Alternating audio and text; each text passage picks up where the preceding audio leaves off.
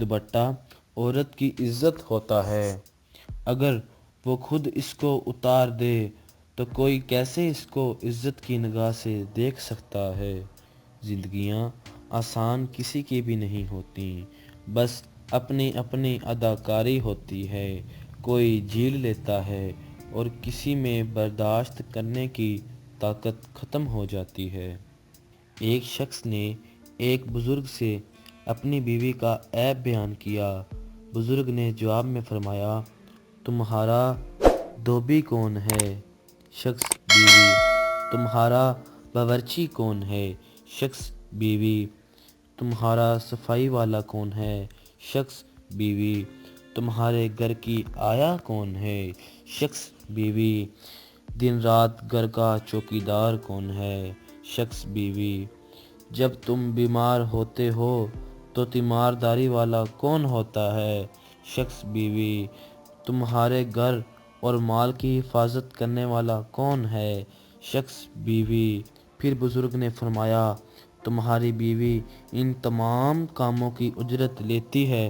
شخص: نہیں۔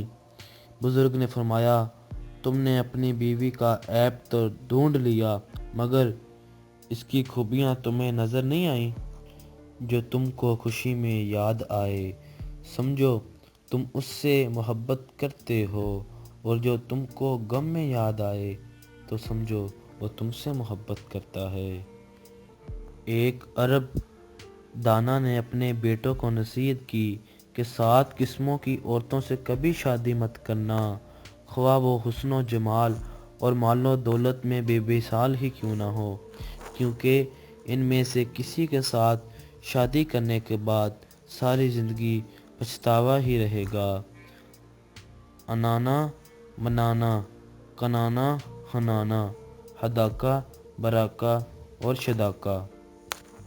انانا: وہ عورت جو ہر وقت سر پر پٹی باندھے رکھے، کیونکہ شکوہ و شکایت ہی ہمیشہ اس کا معمول ہوگا۔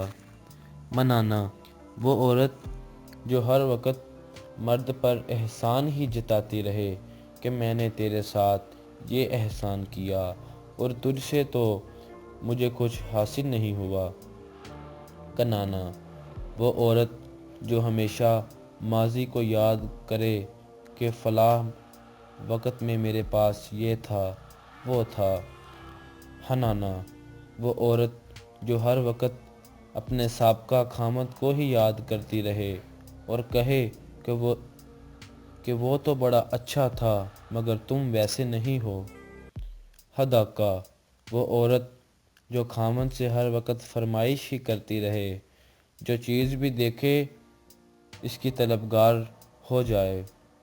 براقہ: وہ عورت جو ہر وقت اپنی چمک دمک میں ہی لگی رہے۔ شداقہ: وہ عورت جو تیز زبان ہو اور ہر وقت باتیں بنانا ہی اس کا کام ہو۔ رشتوں میں کمزوری کی ایک وجہ یہ بھی ہوتی ہے کہ ہم ایک دوسرے کے غصے میں کئی باتوں کو تو ہمیشہ یاد رکھتے ہیں، لیکن پیار و محبت اور سکون میں کی گئی باتوں کو فوراً بھلا دیتے ہیں۔ عورت میں ایک حد تک غرور ہونا اچھی بات ہے، ایسا غرور جو اسے راہ چلتے ہر ایرے گیرے کو دیکھنے سے باز رکھے۔ ایسے شخص کو کبھی مت گنوانا جس کے دل میں تمہارے لیے محبت، فکر، عزت اور چاہت ہو۔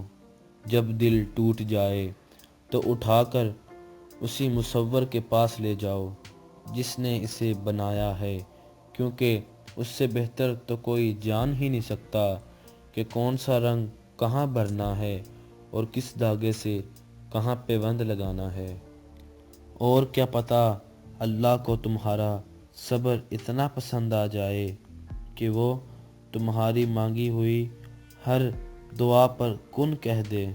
کچھ لوگ آپ سے صرف اتنی محبت کرتے ہیں جتنا آپ کو استعمال کر سکتے ہیں۔ جہاں ان کا مفاد ختم ہو وہاں ان کی محبت بھی ختم ہو جاتی ہے۔ محبت کا اظہار تب ہی کرو جب اسے نبھا سکو۔ بعد میں مجبوریوں کا سہارا لے کر کسی کو چھوڑ دینا وفاداری نہیں ہوتی۔